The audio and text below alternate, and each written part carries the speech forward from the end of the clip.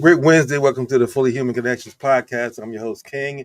I'm joined by my co-host, Reggie. How you doing today, Reggie? I'm doing well, King. Always great to be here on Wednesday morning in conversation with you.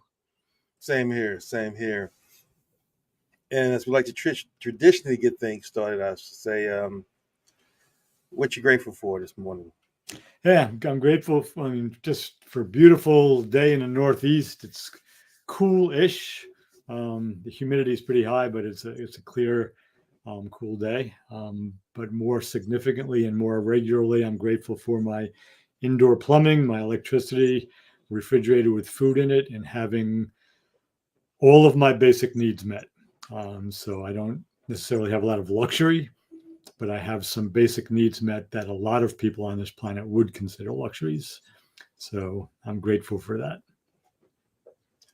I concur with you as well. I'm also grateful for my life, health, ability to sit here, walk, talk, stand, breathe, and have a sound mind.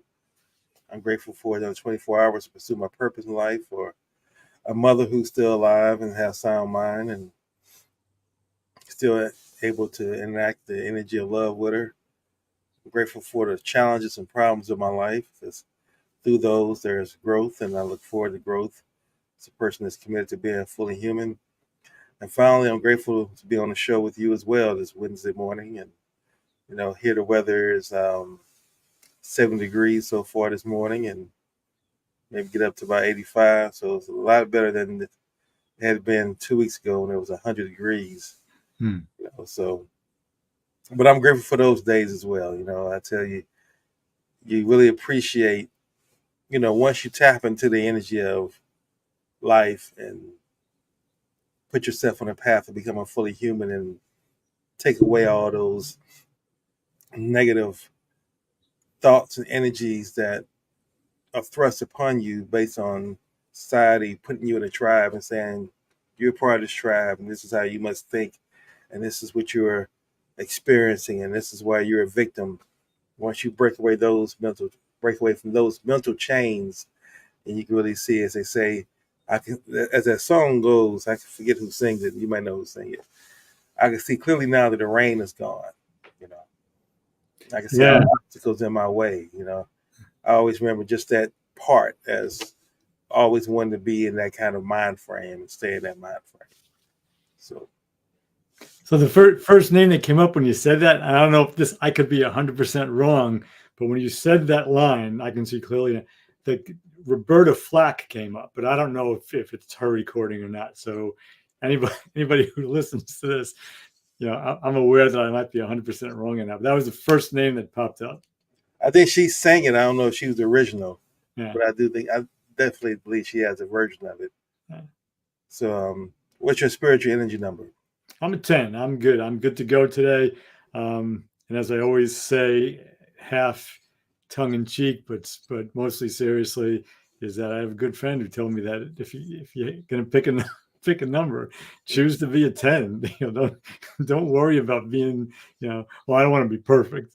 So just be a 10. So my energy is good, and I want to thank my friend for giving me that guideline. Same here. I'm a 10. I don't see any value in choosing anything less. The most important part of that statement is you have the ability to choose the number. A lot of people think that you just say a number based on how you're feeling, and it's not based on how you're feeling. It's based on what you want to feel like, and having the ability to choose that number, even though there may be obstacles and challenges. You gotta look at what is it going to take for me to get to a 10 and have that answer. I've often said that I refuse to have a bad day. I will have bad moments throughout my day, but I refuse to have an entire day that's bad. That, to me, again, is a choice, because you can always, within that 24 hours, do something to offset whatever it is that has come into your life, whether it's help somebody, whether it's serve somebody, whatever it may be, to give yourself some form of, this day wasn't a total waste. Yeah. So with all that being said, let's go and get on with the show. Why don't you walk us into what our topic is going to be today? Yeah, so as always, we're speaking about Healing America's Narratives. And the subtitle of that book, which came out in 2022, is The Feminine, the Masculine, and Our Collective National Shadow, Becoming More Fully Human. And today what we're going to address is, again, we don't just cover current events, but we do look at current events through the lenses presented in the book in terms of the collective shadow of the United States, the masculine and feminine energies, and developmental worldviews, which we may say more about today.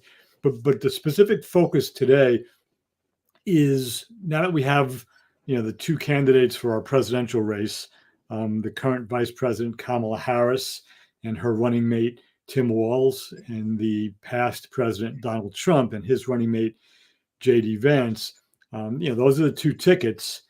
And I've been just, in my own daily reading, paying attention to who is saying what and what's going on. And what I'm just painfully aware of, this gets back to the shadow elements of our country, is what, once Kamala Harris, announced her candidacy when President Biden stepped down, the attacks on her began from the Trump campaign and the MAGA people in general, and people in the current Republican Party in the House of Representatives and elsewhere. And then once you picked Tim Walz as her, the governor of Minnesota, as her running mate, the attacks began on him.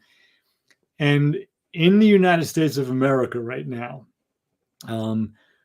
we're a country that is politically divided, obviously, we know this. A country that hasn't fully recovered from the remnants of COVID. A country that has despite President Biden's infrastructure bill, which has helped many people in many states, putting them to work and repairing infrastructure that really needed to be repaired. What the media is reduced to covering, and what the presidential campaigns choose to be, especially, and I try to be even-handed because I'm an independent voter, I'm unaffiliated, I'm not a Democrat or a Republican, but it's really hard to be even-handed because the two parties aren't even. The Trump campaign, Donald Trump and J.D. Vance, just personally find little blips that they use to attack Kamala Harris and Tim Walz. They attack Kamala Harris, probably 15 or 20 people came out when she announced her candidacy that she's always been a DEI hire because she's a woman of color.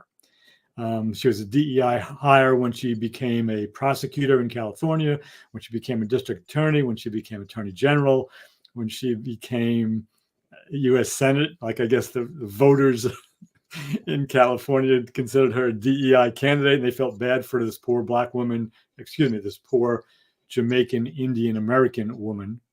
Anybody who knows anything about the history of Jamaica and any of the islands in the Caribbean Sea, know that if you are Jamaican, if you're Dominican, if you are Cuban, if you're Puerto Rican, if you're Haitian, in the 21st century, the odds are very good that you are a descendant of the native peoples of the Caribbean, who are known as the Taino, the European invaders. In the case of Jamaica, that would be the British. In the case of Cuba or Dominican Republic, that would be the Spanish, et cetera, et cetera, et cetera. And the kidnapped Africans who came with them across the ocean involuntarily. So those cultures are a mix of something European, Spanish or British or French, in most cases. Kidnapped Africans, so Black, African culture, and Taino. So by definition, part of Kamala Harris's background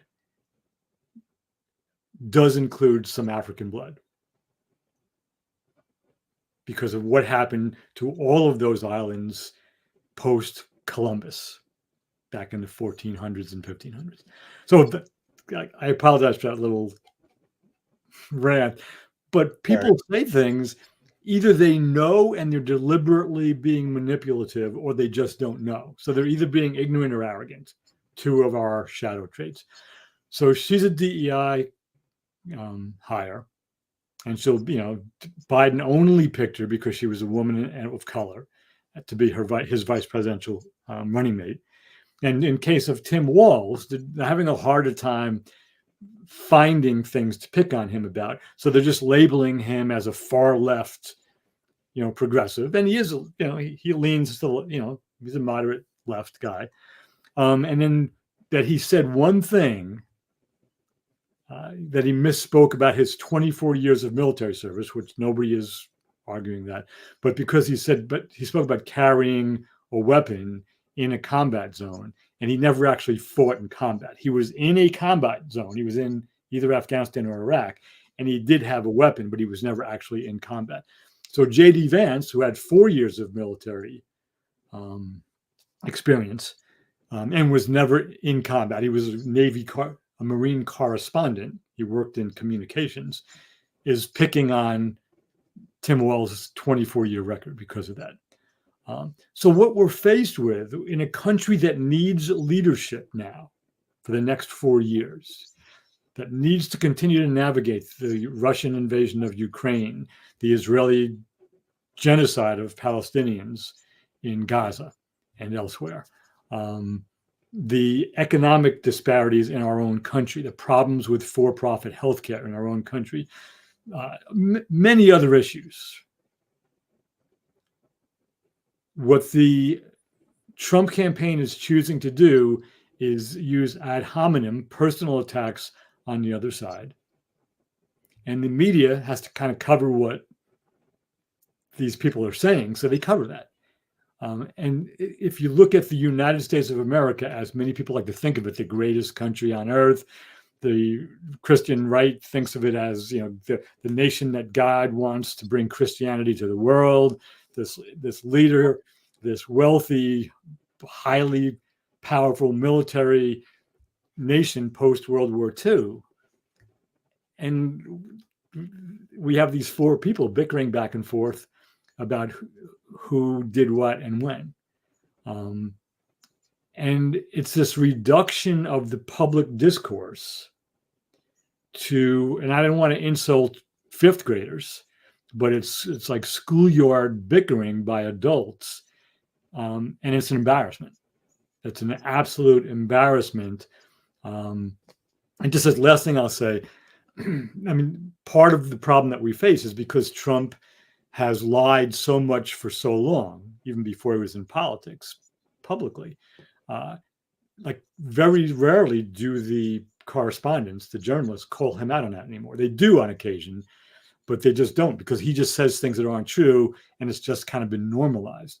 But last week, NPR went through one of his press conferences, which lasted about an hour, and they fact-checked 162 things he said. They come up with 162 things that were either baseless, outright lies, or distortions of the truth, and they name them. So I just want to give a couple of those. This is the type of thing he does every day. And his running mate is picking out one thing that Tim Walz said about carrying a weapon in a combat zone. And I don't know exactly what Walz said, but he has since corrected it. The one thing that they're picking on. And this is a type thing that Donald Trump says on a regular basis. The polls have suggested, there are some polls that say we're going to win in a landslide. This is last week said this. There are no polls anywhere that say that. This is, again, the fact checking by NPR.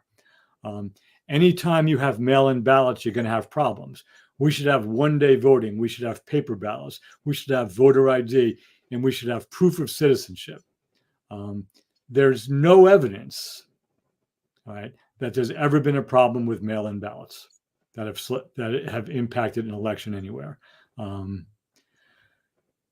If Harris and Walz are elected, we're going to give you no walls, no borders, or anything. We're going to give you a tax increase. They're going to destroy Social Security. These are all things that Donald Trump has said in this one speech, and all of them are false. If anything, the Democrats for decades have been trying to protect Social Security and make sure that it's not taken away by Republicans who think that we're spending too much money on entitlements, as they call Social Security, an entitlement. In fact, Social Security is an insurance policy that every American pays into every paycheck that they pay on, if they're getting paid on the books, and then you start getting it back after you're 65 or 66 or so. So it's not an entitlement. It's like I paid my premiums. I want my payments. So we have been reduced as American citizens who read or listen to news to listening to this pissing contest. These slings and arrows coming mostly from Donald Trump and J.D. Vance and their supporters, attacking personally Kamala Harris and Tim Walz. And we don't hear them saying anything, Trump and Vance, about where they stand on policy. Other than they're going to build, they're still going to build a wall. Didn't do it the first time. They're still going to revise or undo Obamacare. Didn't do it the first time. And just attack and tell lies. So this is the United States of America in the third decade of the 21st century, showing, and again, there are people on the left who are not doing a great job either. But right now the biggest problem we have is this MAGA group that doesn't really stand for anything except tearing down democracy. That's what they're trying to do. And there's ignorance, arrogance, fear, bigotry, greed, violence, excess, bullying, and untrustworthiness. And if you speak to people in Canada or in Great Britain or in Ireland or in Spain, and all these countries have their own problems as well, they're really worried because they fear that if democracy continues to disintegrate in the United States, that their own countries are not going to fare well. So it's just this embarrassment of what is being said and how it's being covered, and a failure in many cases to call, just to use the language that I use when I speak to my friends, to call out bullshit when it's bullshit. Right? Not to just call out bullshit if you don't agree with someone, but when somebody is telling lies, say, that's not true. Say it. That's not true. And then show that it's not true. So I'll stop there. Well, another great topic. So thank you for that. My initial comments is I blame the media, and when I blame the media, it's the left and the right media. Fox has already been lost a court case that they just lied about the Dominion voting machines and lost millions, $100 million in that court case. So that's proven that they lied. So that's not even debatable anymore. But then at the same time, CNN was fact checked for the lies they put out during the COVID-19, as well as the slants they use, the biases they use. And you have to really question sometimes what their intent is, because they will give Trump so much talk time, and we talk about him so much that he stays top of the news cycle. As they say, people don't really use this term as much. I guess it shows my age, but above the fold of the newspaper, Yeah. And because he's always talked about, and they talk about him as well, just as much. And they already know that Trump's philosophy is there is no such thing as bad media. Yeah. You're covering me, whether it's good or bad, I'm happy. That's what he wants. And they play right into his hands, knowing that's what he wants. And so finally, now that Kamala is the, Democratic candidate, they've now switched their talking points to her, giving her as much time, or giving her more time, which makes Trump upset. Then they report that Trump's upset. Unless you intentionally watch certain channels, it could almost be like the past 2 weeks didn't happen as far as Olympics are concerned. Here we are having the Olympics, which we have once, every 4 years, have all these great athletes, 272 countries represented. I don't know if that number is accurate, but I know it's definitely over hundreds of countries. I'm sorry, represented, and had a great Olympics. Entertaining, yet and still was dominating the headlines. Or the statements that Trump and Vance are making about the vice president and her pick. That's what's dominating. And to your point, there's no policies being talked about. There's no, well, here's what I'm going to do if I'm your president, and here's how I'm going to do it. Here's what's the benefit for you. They don't even have to talk about that anymore. Trump changed that. Like I said, Trump brought in. You just go study, and I saw this being a wrestling fan coming up. My grandmother was a wrestling fan, but later on when it became much more prevalent once Vince McMahon took over, and it just really became he focused more on the entertainment aspect and really brought much more of the talking points and the talking heads and created a theater around wrestling than it was before. And that's the model that Trump saw that I can take the political landscape to the next level because I don't really stand on policy, but I can stand on making comments about people, insulting people. I could be that heel.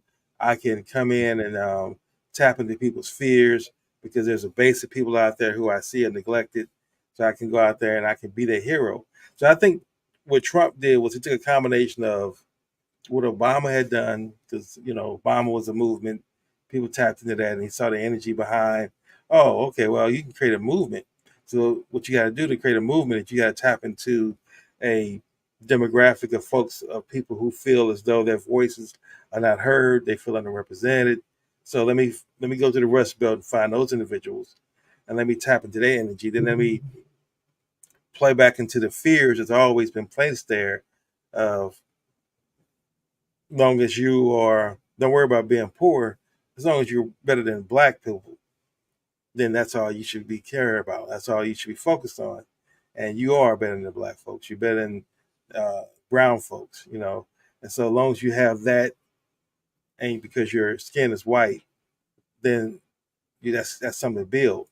And Trump tapped into that message and he's created a whole different political landscape. And he's totally revamped and restructured the Republican Party to the point where, like, and it's so interesting now to hear these Republican leaders come out and say, I wish he would talk more about policy, as though he ever did. It's like, it's literally like saying you wouldn't, I use this analogy, coming as a person who love pets, particularly dogs. And if you don't train a dog the right way, and you let a dog just come in and does what a dog wants to do in your house, and then you complain about the fact where the dog just uses the bathroom and just tears up the trash and just does all these things. I wish he would just stop doing that and then go outside and use the bathroom. It's like you never train your dog to do that. You can't expect the dog is going to do what the dog does. And Trump even said that he said that at he thought the mic was off, or I forgot the exact scenario that was happening over the past week or so, but it was brought up that someone had asked him, why don't you talk about policy more? No, he was in the Hamptons at one of the Republican fundraisers. And it said the question was broached to him, how come you don't talk more about policy? And he said, I am who I am. It's like, you guys are the one that's changing. I'm not changing. I am who I am. And that worked in 2016 because Hillary wasn't such a, Hillary and Joe Biden were both candidates, for the most part, people felt were votes against Trump. Not necessarily people were voting for them because they liked them. It was just vote for them because they're not Trump. And no one really expected Trump to win in 2016. So that's what happened there. But then again with Biden, it was more so a vote against Trump. And now people actually have something to vote for because the media is really, and I even have to make this critique because Kamala has, to me, she hasn't laid out any policies yet either, and yet and still she's already been anointed as, she's leading all the polls. And it's like, you got to look at that question. Now, again, she's going to get my vote because, again, I'm still in that camp of I can't vote for Trump and can't vote for Vance, what they stand for. Right. Can't put them as leaders to run our country. But by the same token, it's like, at what point would she actually have an interview? I have to question that too. I guess the strategy is, politically, and I kind of agree with it from a strategy standpoint. You don't have to give an interview right now. You're leading the polls. You're winning. So have the convention, then come out, lay out your policy initiatives, and practice so that when you do sit in front of the reporter, you can actually talk about why you had to change because she's going to have to obviously move away from the left that she ran on, to the left perspective that she ran on in 2019 and move more toward a centrist position, as they say, moderate position. So, as I say, I blame the media for it because the media now, and they've let the strategy behind social media take over the entire media landscape. Because again, everything in social media, because everyone knows you're competing for eyeballs. So the goal has always been come up with the most catchiest titles for your videos, catchiest thumbnails. Now that's big. If you're using YouTube as a vehicle, you got to have a great looking thumbnail. So regardless what your content is, as long as you have a great thumbnail and a catchy headline, people are going to click on it. They might not stay necessarily and watch it for the length of the video, but they're definitely going to click on it. And that's going to, YouTube rewards you by showing how many people watch the video when it just really clicks. And that's media has gotten to the point now where they're doing the same thing. Come up with sensational headlines, sound bites, and then get people to focus and listen to that as opposed to really looking for something substantial in the content of what's being said. And so I believe the media is now truly giving us fast food media content. And just as bad fast food in our lives, cause us to get obese and all kind of diseases mentally, that's what's happening now in our minds as well. And so people now to the point where they're going to be completely stressed out by the time of the election. And we have 86 days now or 85 days. I'm not sure exactly the number of days. I know it's 80 something, but it's just getting there is going to be taxing everybody's mentality with these news cycles being the way they are. Yeah. So I want to connect some dots. I really appreciate what you said there. I'll just start with the first one, which I'll just agree with you. Because I'm glad you raised it that, and that's a big criticism that Kamala Harris hasn't given, an interview yet. She's just been doing the campaign speeches. And again, I agree, there's no point in sitting down and answering questions about your platform until the platform is set and it becomes public, at and after the convention. So that just, anybody with any, and I'm not a politician or a political strategist, but that's just common sense. Because if she can't, if she says something today and then it's not in part of the platform, attack. So, not allowed to make those mistakes. And so I think that's legit. She's going to need to start sitting down and answering questions as a presidential candidate. But I want to go back and because of what you said about the media, and I want to just step back, keep the media and just step back and say what the media is, which are these large corporations, a very few number of large corporations.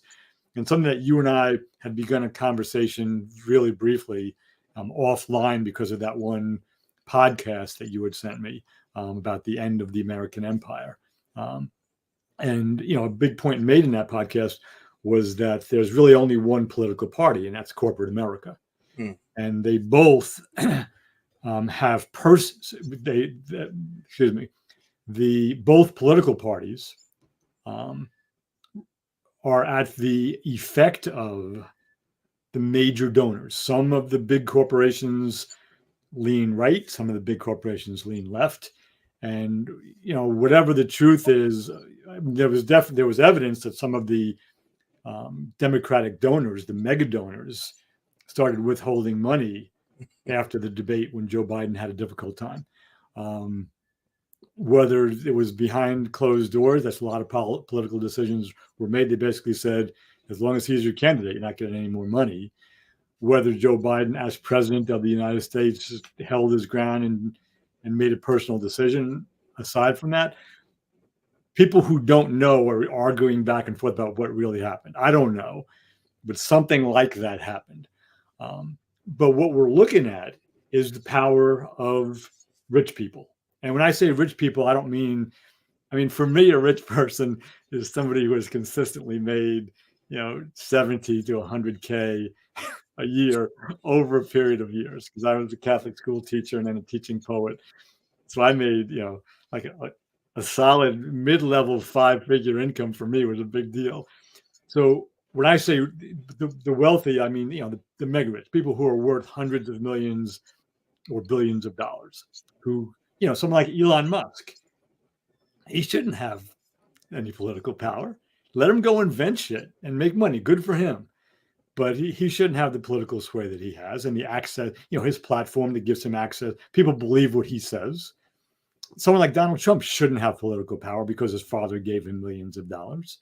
Whether it's Bill Gates or it's, Steve Jobs is no longer with us, but the Apple Corporation, Amazon, the Koch brothers, when they were in their heyday. I mean, that's who holds the purse strings. And nowadays, the media are is this handful of large conglomerates that have a bottom line that needs to be met, and they're interested in keeping their advertisers engaged, and they know that sensationalism works. Serious,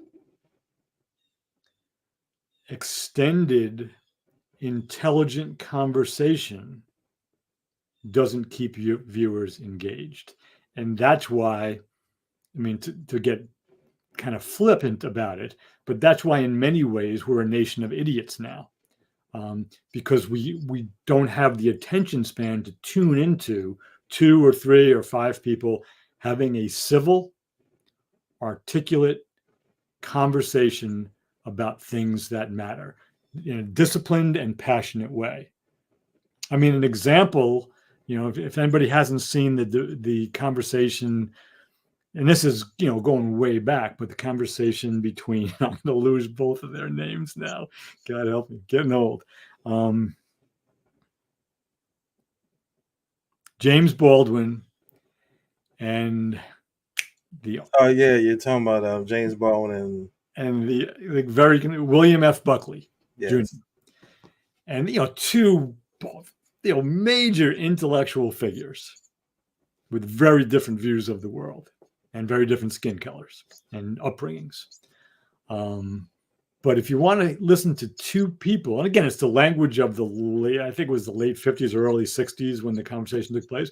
So it's black and white TV.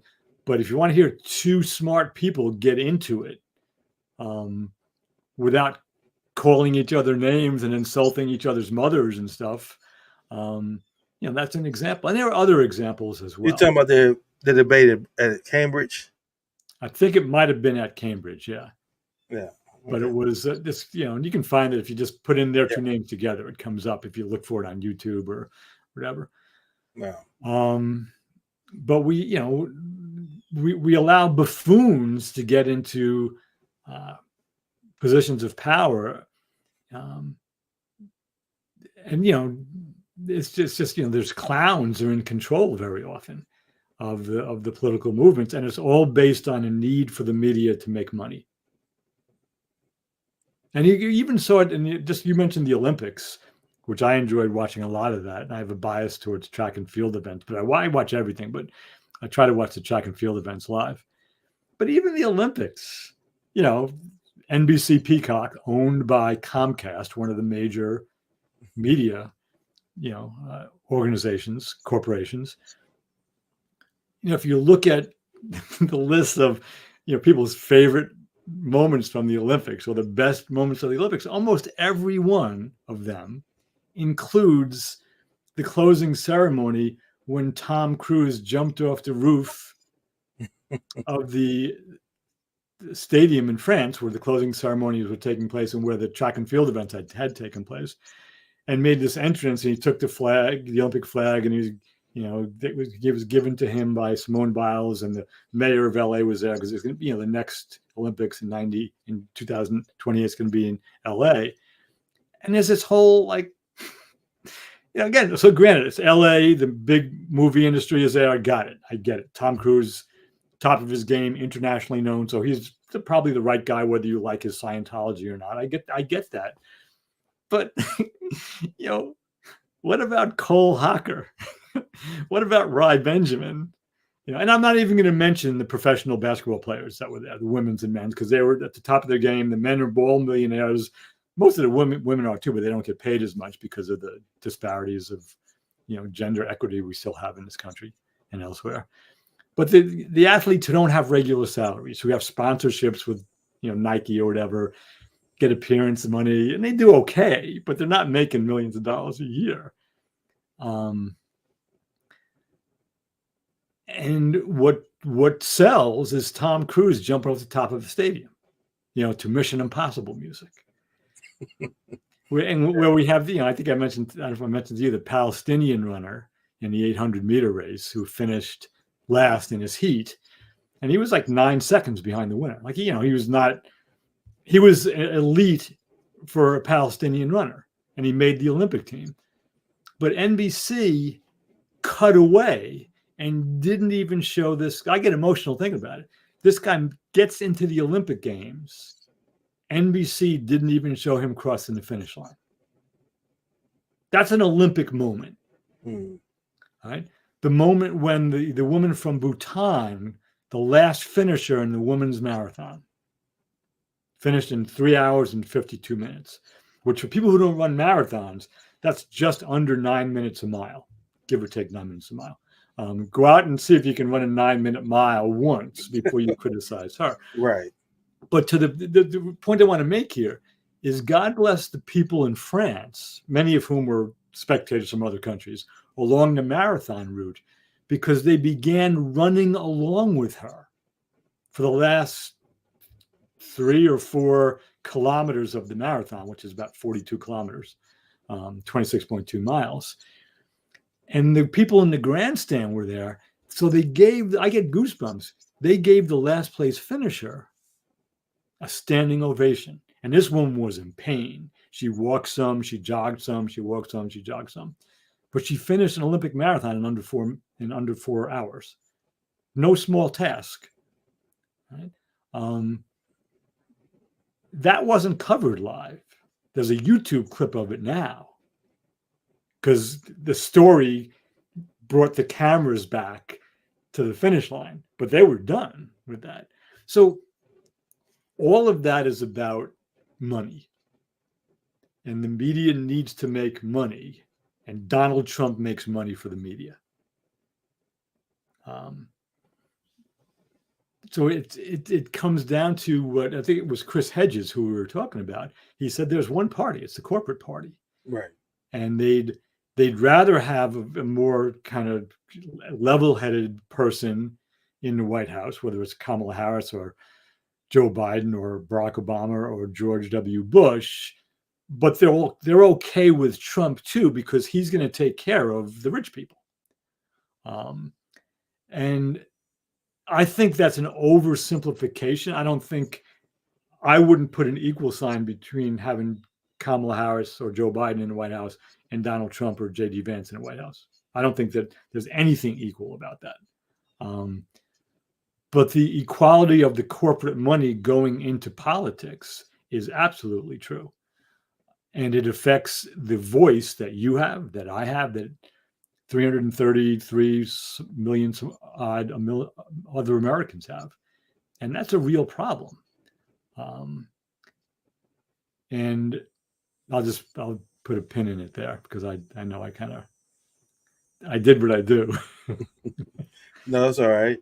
And we're passionate about that. But, I look at it as, when he talked about the equal sign, not equating their policies and politics, but just the fact that the outcome on certain things won't be any different. Like, what's not going to change is the war on Israel's war with the Gaza, what's going on over there. That's not going to change with whoever is in office. Uh, so certain status quo things won't change that benefit the ultra elite. Now, what may change on a local level for us, depends on who we put in office, obviously, such as, you know, certain rights when it comes to workers. Obviously, Democrats now are more in line with the unions and protecting the unions, which I believe workers' protection should be there, especially someone who had to kind of get back into blue collar work just to get some things going around. And I look at it totally different now at my age than I did when I was initially, started off at 16, 17 in the blue collar field, and having, left blue collar around 18, 19, get into the IT space. Yeah. But it makes you kind of respect the importance of unions and how workers are treated, and how without unions, how workers will be treated. Just like I said, working just quickly at the difference between FedEx and UPS, both delivering packages. Yeah. So the work is pretty much the exact same thing, but one company has a union and one company doesn't. And FedEx, the way they treat their employees compared to what UPS does as far as the pay. I mean, FedEx forces you to clock out after 6 hours. That's not a worker's right thing. That's just their thing. It's a limited hours. So there's a whole bunch of things. But my whole point I'm getting at is how workers' rights should be protected. And I do believe Democrats will be more conducive and more in line to do that than the Republicans are advocating. And I really not hearing anything Republicans are really saying now, other than what they want to stop. I'm not hearing anything what they want to create. Right. Just a lot of things they want to stop doing. Stop this and stop that. And I believe that's out of touch with most people. Yeah.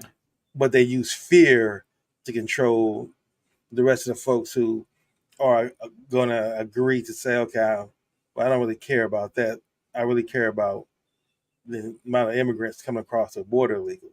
Like for me to hear why, even though I get it, if I'm in Texas, Arizona, those border states, yeah, the border would be the number one priority, I'm sure.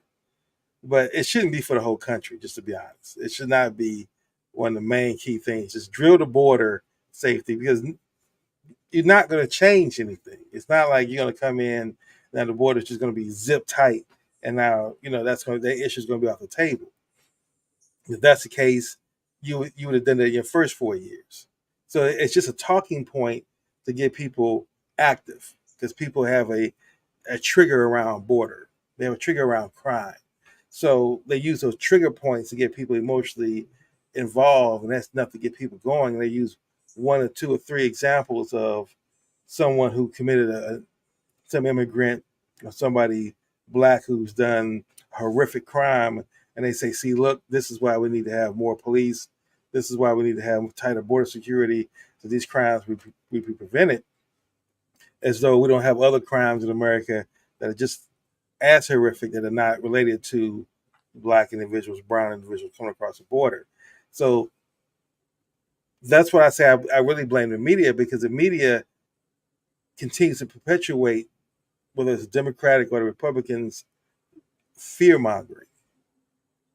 It's like we need to hold them more accountable to what we're going to consume. I remember Joel Osteen, which I'm not a big fan of as much now, but I give him credit for, and that's one thing I just want to make this point.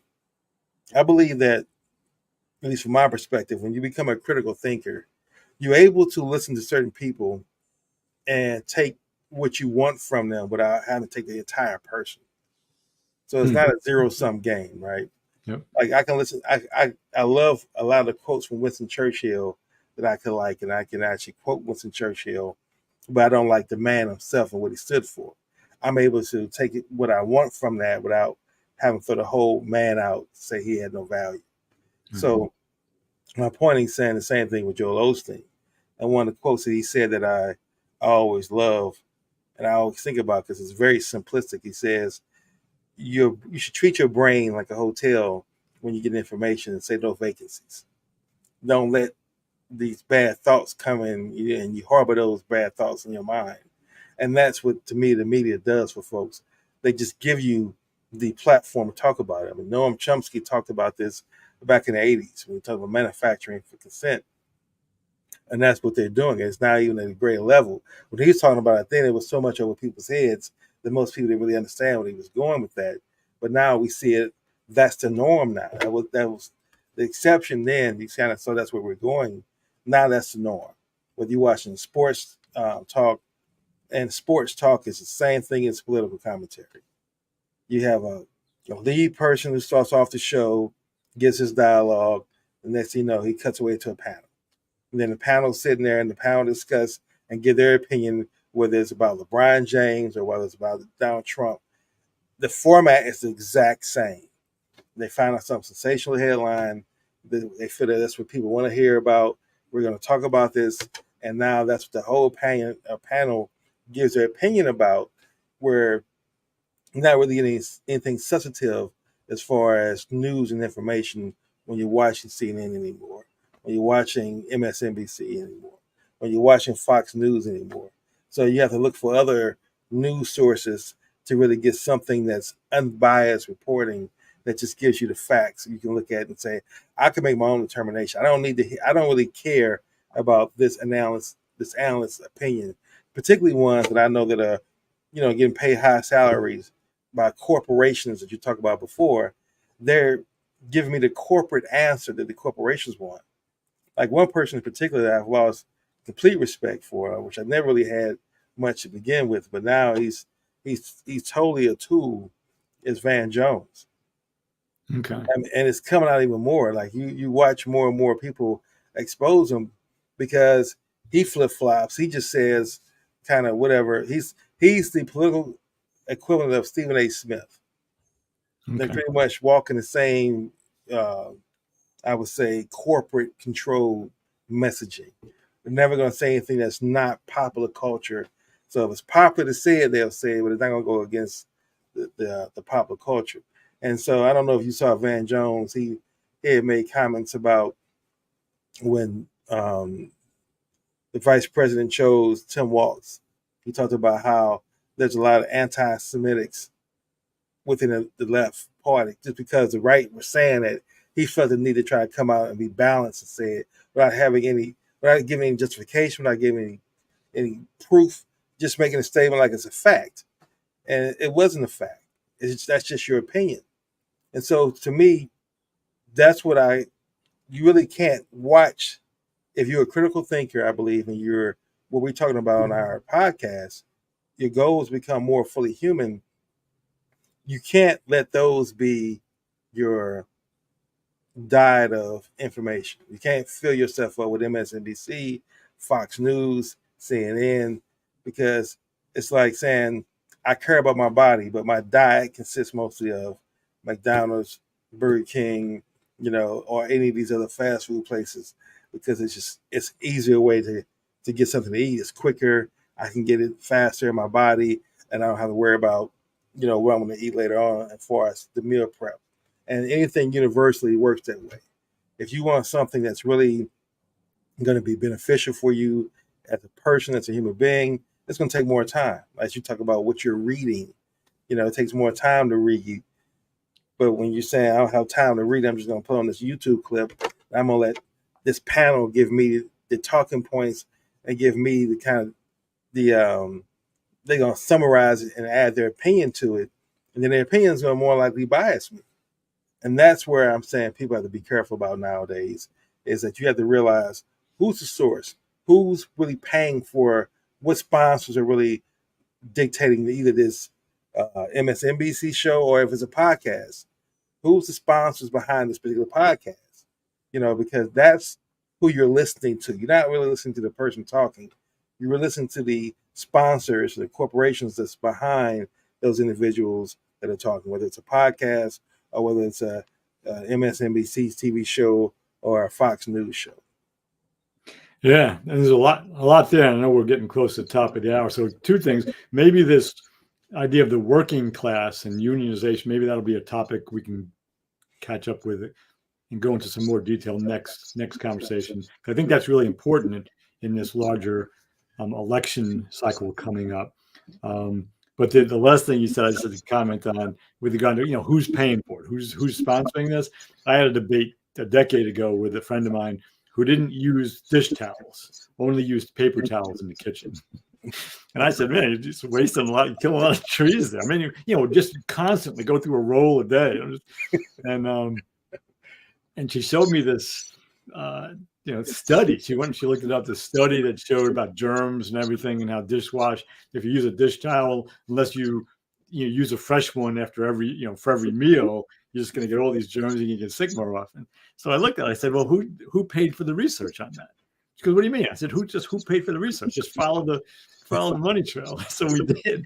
And it was Kimberly Clark, which is a huge paper manufacturer. Like if you ever go into a doctor's office or a restaurant, very often, if you go to the bathroom and you wash your hands, the paper towel dispenser, it says Kimberly Clark on. They make paper cups, paper towels, all stuff. So of course, their research is going to tell you that the dish towels are dirty and the paper towels are better. But that's a perfect example. You always, any kind of research that's cited, all right, who funded the research, no matter what the topic is. So I'm glad you mentioned that. It's like, come on. So it all comes down to money. Everything comes down to money. So, man, come on, King, fix it.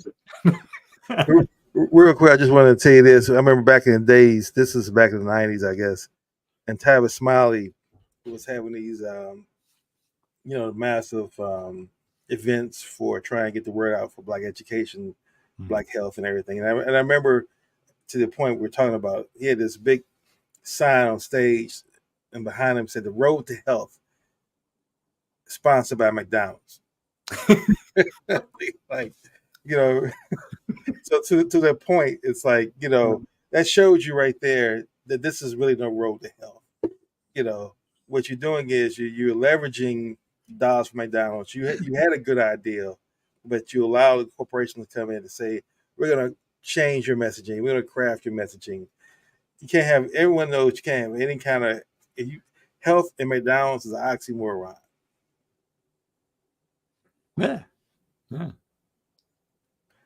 So as we've reached the top of the hour, I would say, let's talk about some of the ways how, again, I'm really a big person now who firmly believes in how do you navigate these media giants that are now working to have, the goal is that you got a phone in your hand now. So even when you're not in front of your TV or in front of the radio, you have something in your hand that's always constantly giving you notifications to look in the latest headlines, the latest post, the latest tweet.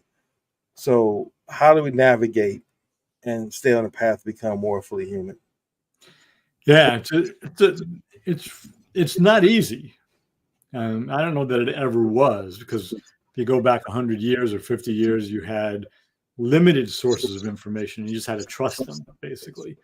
Now you have too many sources of information, many of which give you disinformation or misinformation or both. And so, if you really want to know what's true or get as close to what's true as possible, first step, and it feels, I just indulge me on this because it feels overly simplified, but I think it's important. First step is really learn to differentiate journalism, which reports what happened, who was there, what happened, when it happened, from commentary, somebody's opinion on what happened and who was there, etc. So learn the difference between those two and spend more of your time with the former, the journalism. What happened, when did it happen, what really happened, etc., etc., etc. That's first step. Once you get familiar with that, getting as close to facts as you can, check them against other sources.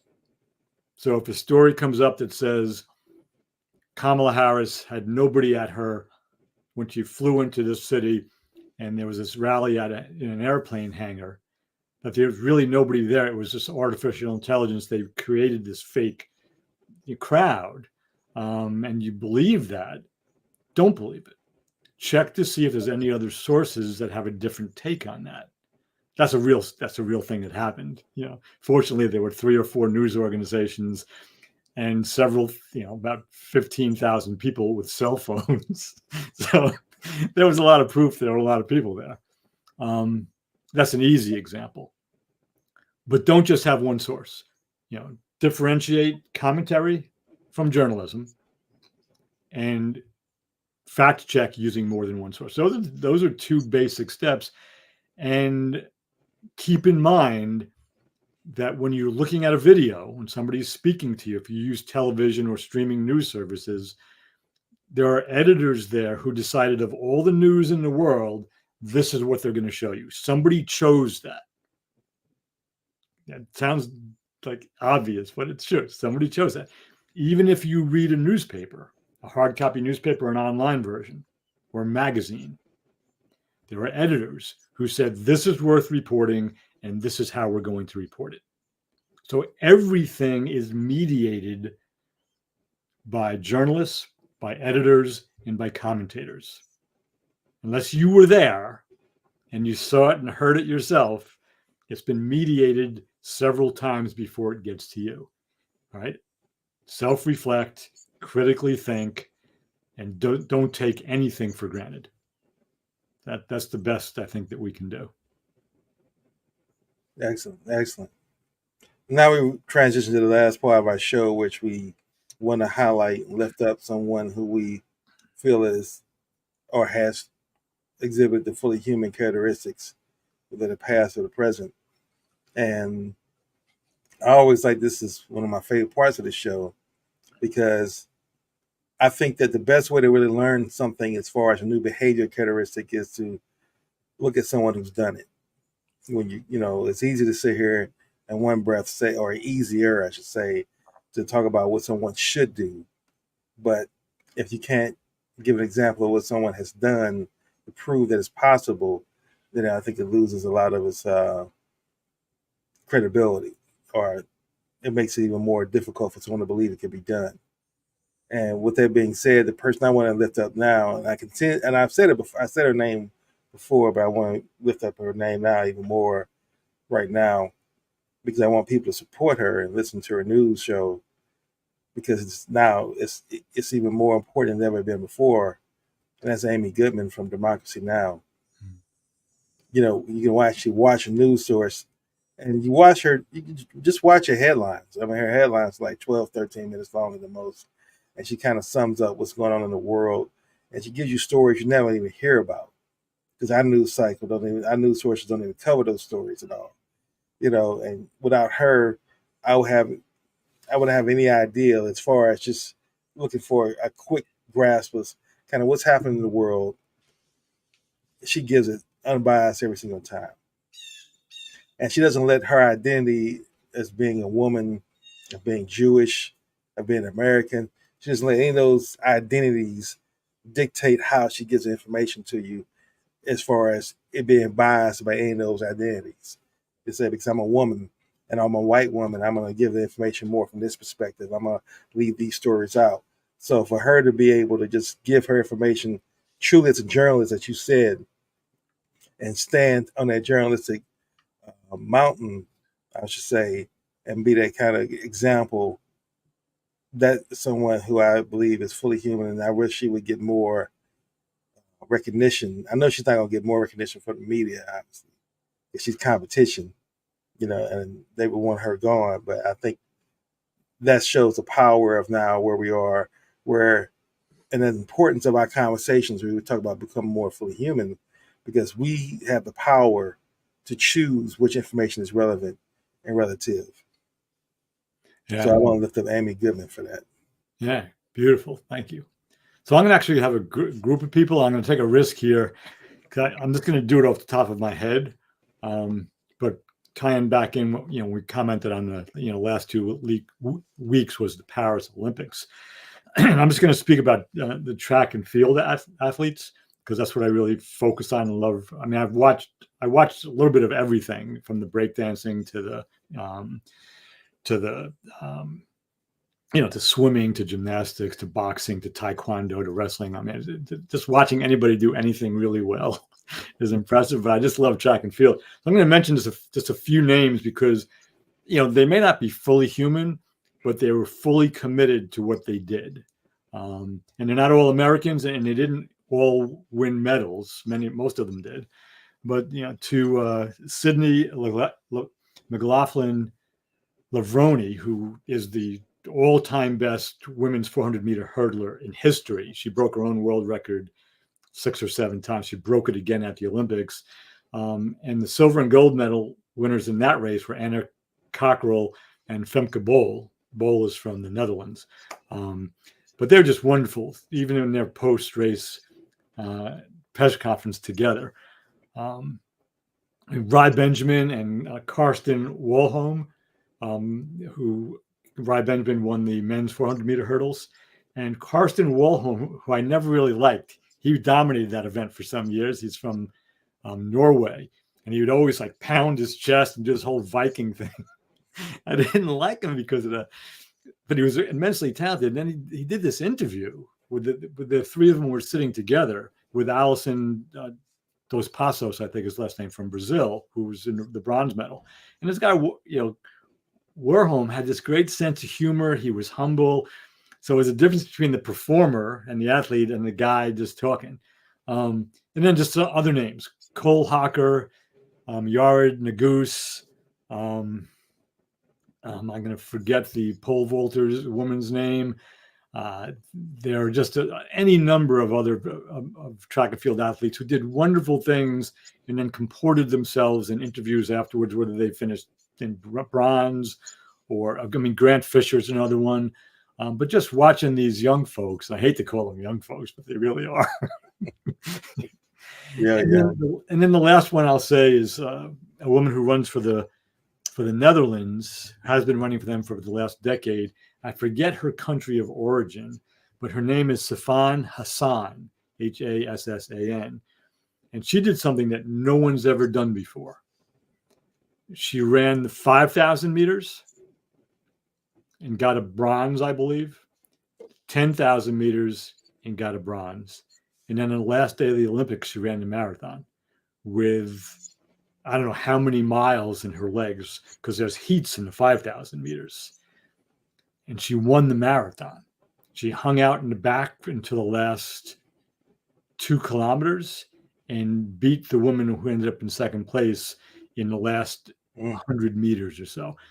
How she did that that might be one of the most impressive athletic feats I've ever seen, to do the 5,000 to 10,000 and win the marathon. And so God bless Sifan Hassan, if I'm saying her name correctly. Well, definitely. I was thinking about, when you were talking about her, I was thinking about a Wheaties box. Like, she deserves to be on a Wheaties box. Yeah. I don't know if the Wheaties put any non-American athletes on our corporate boxes or not. So. Yeah. I think I know the answer. But well, thank you for that. You'll have me go back and look at at the Peacock app. Yeah. It's funny. It's like the Peacock sent me a message saying that we're going up from $4.99 to $7.99. Starting in August, and I said, okay, well, let me go quit. Let me cancel my service. And then I get a message back saying, well, don't quit. Don't cancel your service. How about we let you pay $1.99 for the next 6 months, which you stay? I'm like, okay. Yeah, I'll stay for $1.99. Yeah, that's how I watch the Olympics, man. I watched it on my TV. And the cool thing is you can pick, you put it in my stuff, and you can, make sure you record the things you really want to see. So you can watch it anytime without the commercials. Exactly. Yeah. But again, Reggie, thank you for another great show, another great topic. Again, showing up, being present, being fully human enough to write the book that you've written, having the critical mindset that you have. Like I said, I've been blessed to have gotten a lot of great insight from you, to great books, wonderful authors I've been exposed to as a result of you, information I've gathered. It's helping me with my growth, and I'm sure hopefully it's helping other people with their growth. For our listening audience who listens to the Fully Human podcast, whether it's live, whether you listen to a replay, we appreciate you listening to us. And that's all, particularly right now, as this forced tribalism that we're in has become more prevalent than ever before. Time to now look at ways to become more fully human, to see other people as human beings and not objects. I think it's more important than ever. And so look for conversations. Support democracynow.org for your news source. Don't let that be your only news source, but definitely add it to one of your news sources. You'll definitely gain value from it. And I want to thank everyone for listening. And until next Wednesday at 10 a.m. Eastern Standard Time, that's all. Look for ways to become more fully human. Thank you.